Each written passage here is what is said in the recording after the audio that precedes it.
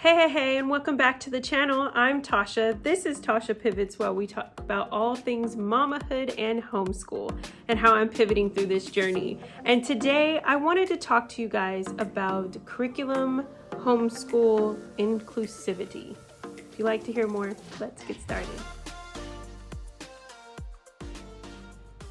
Hey you, if you just hit that play button for the first time, welcome to the channel. I am so glad that you're here. Thank you to all of you who continue to just support and be a part and engage with me here on this channel. It means so much to me.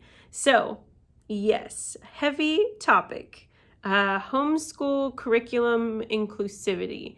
I think it is something I have not heard anyone talk about, and I think there's chatter amongst everyone, but I haven't seen it yet. So I felt like it just pierced my heart to want to speak on it. And I think it's important.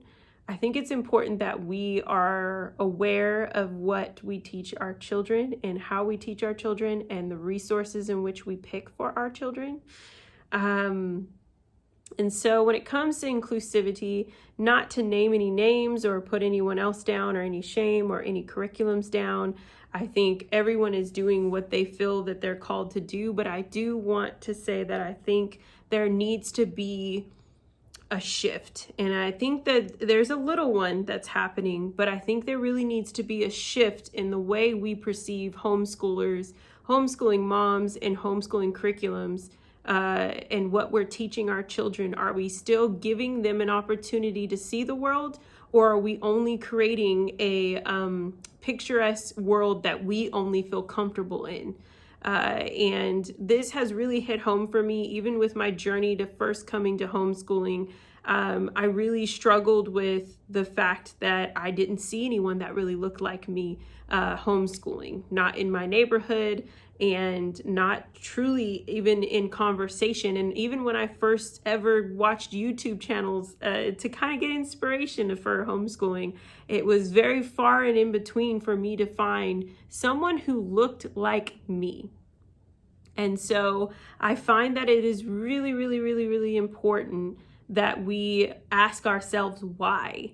And then we also ask ourselves, how are we going to be the change inside our classrooms?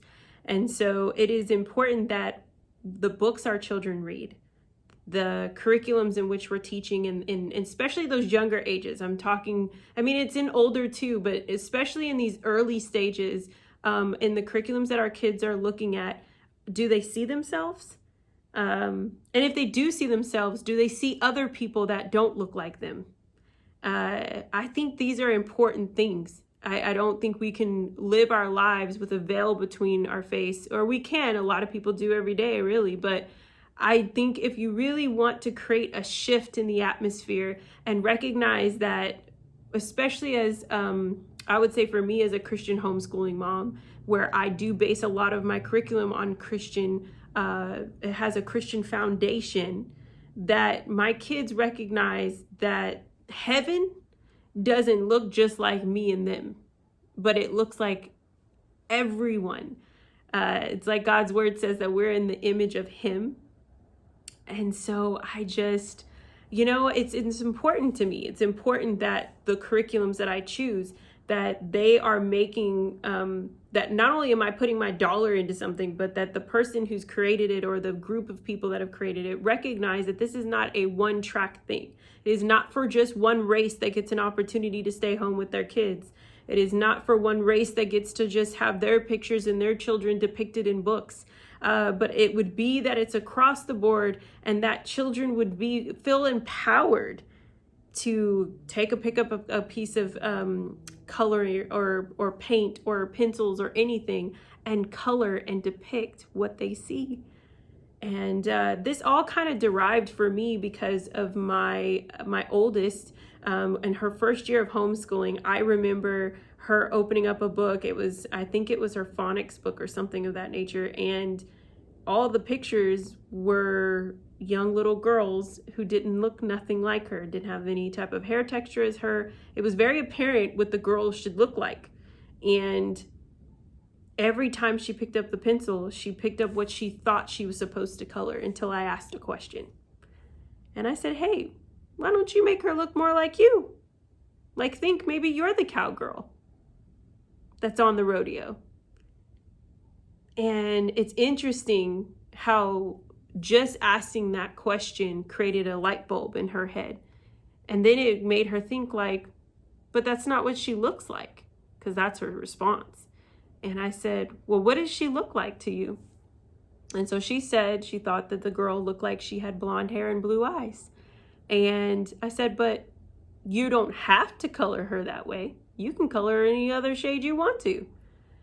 And so it's not that there's anything wrong with her wanting to color the girl with blonde and blue eyes, but it is important that we ask our kids questions, because if they believe that the only way that they are seen acceptable or doing the acceptable right thing is by depicting what the world has told them to, and we have gone along with it as well, I think we're doing a very big disservice to our children and the way that they will socially be impacted and culturally be impacted as they go out into the world, to believe that a world only looks one way. But that's in those instances of just getting curriculums that may not have diversity, right? And inclusivity. But then you have to recognize also, if you do choose a curriculum that has diversity and inclusivity, what is it that they're trying to portray? What is happening in the storyline? And I know this seems like a lot, like it's a lot to have to always think and process. You're just trying to teach your kids, but this is a part of the learning. It's a part of the experience for our kids to be able to recognize that, yes, they get the opportunity, the privilege to be at home with their mother and their father or whoever is their guardian that is taking the time to teach them and giving them the opportunity to learn and grow and develop as full human beings, as whole human beings who sees another human being as the same. And so I really wanted to share that today. It is a heavy part for me. I think that's why even with my curriculum fervor that I created, yes, it is a perspective of history, but learning it from an African-American perspective. But it doesn't mean that I'm taking account to remove a certain race from being able to learn it. I think it needs to be shared. I think that it's sad that we have to create it because it's never been created before. But then that is also the silver lining of that. At least there's the opportunity that I can do so now. And so I always want to empower and encourage you mamas to walk outside the lines, be countercultural, and recognize that it's okay if your child has a doll or a toy or a curriculum that doesn't look like them, because it allows them to see people as the same and not as anyone being a hierarchy or below them. So I hope that this encouraged you. I hope that it has sparked something in you to shift and change. Or if you are already doing it, please leave it in the comments below. I would love to hear how you are doing this and creating inclusivity in your homeschooling journey. Until next time, please give this video a warm thumbs up. Hit that red subscribe button if you haven't already. I would love to have you a part of this part of this journey with me. Have a wonderful, wonderful day. I'll talk to you later. Bye.